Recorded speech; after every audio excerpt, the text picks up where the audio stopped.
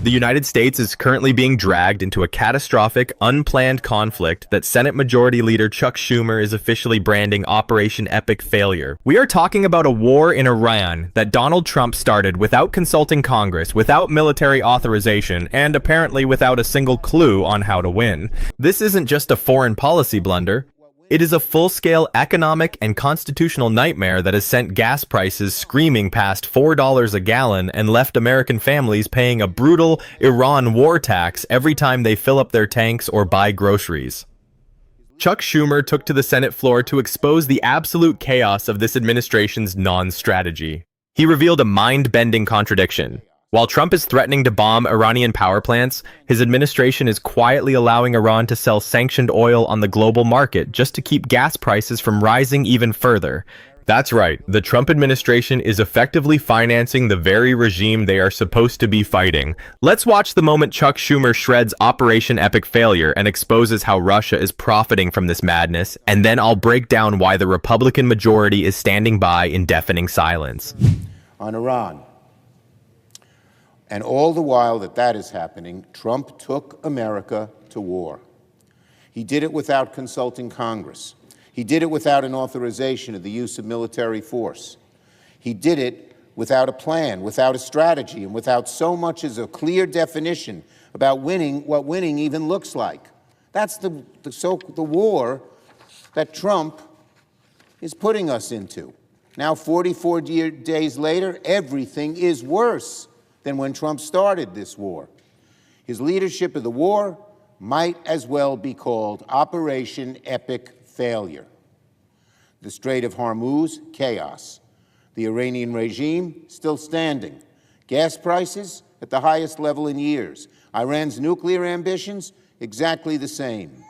American credibility in the world, worse. This war planning is an epic failure, and it all belongs to Donald Trump. Just look at what the war's done to the American economy.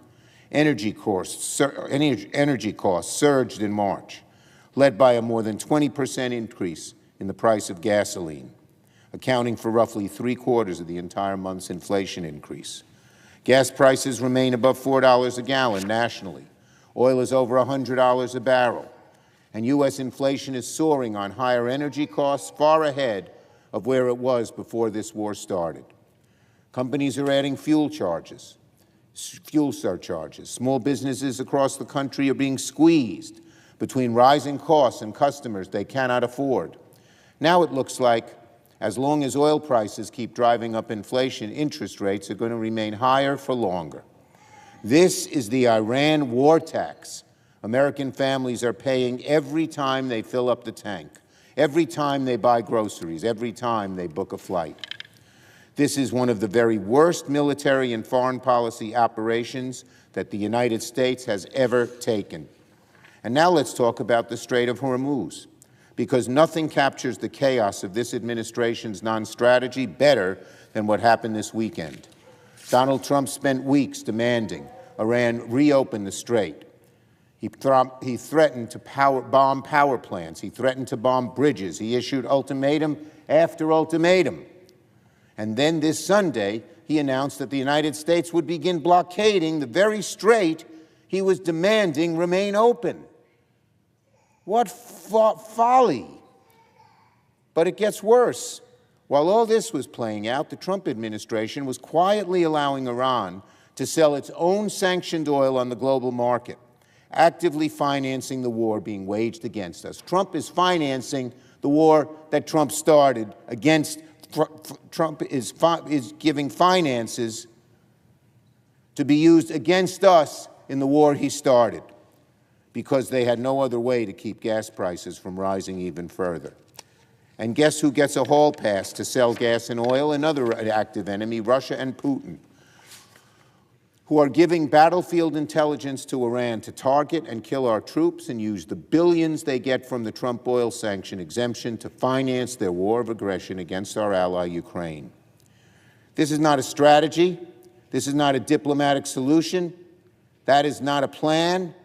That's chaos, and it's an epic failure. Talks with Vice President J.D. Vance and Iranian officials in Islamabad fell apart in less than a day, with each side blaming the other. And what has the Republican majority in this chamber chosen to do while this dramatic disaster of a war that Trump started unfolds? Absolutely nothing. They're silent, and their silence is deafening. There have been no hearings. There have been no investigations. There have been no attempts to stand up to Trump. Well, our service members deserve better than this.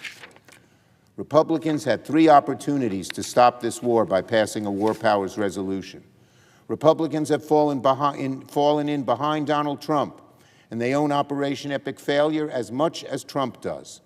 And that's why, again this week, Democrats will force a vote on a war powers resolution to stop hostilities in Iran and return the power to go to war back to Congress, where it always should be. Republicans will once again have the chance to do the right thing and vote to end this war. To my Republican colleagues, history is going to record this moment. It's going to record whether you stood up for the Constitution or whether you handed your power away to a president who threatened to wipe out an entire civilization and then turned around and blockaded the very strait he demanded Iran open. And this chamber is not a spectator.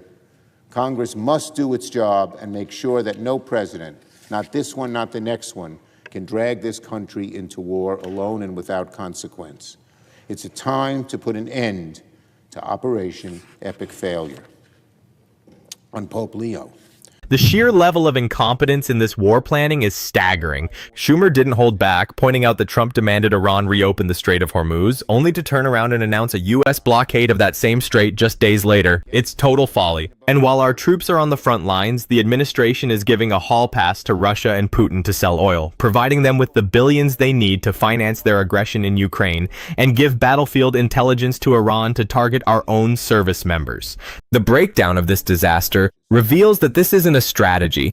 It's a global protection racket gone wrong. Inflation is soaring because energy costs surged over 20% in a single month, and small businesses are being squeezed to death. Schumer highlighted the total collapse of diplomacy, noting that talks involving Vice President J.D. Vance in Islamabad fell apart in less than 24 hours. Yet, despite this dramatic disaster, Congressional Republicans have refused to hold a single hearing or investigation. They are ceding their constitutional power to a president who is making it up as he goes along. What we're watching is the total abandonment of the Constitution in favor of one-man rule. The Republicans own this Operation Epic Failure just as much as Trump does because they have repeatedly blocked the war powers resolution that would return the authority to go to war back to Congress. They are choosing to be spectators while the country is dragged into a conflict that makes us less safe, ruins our credibility, and drains the bank accounts of every working family.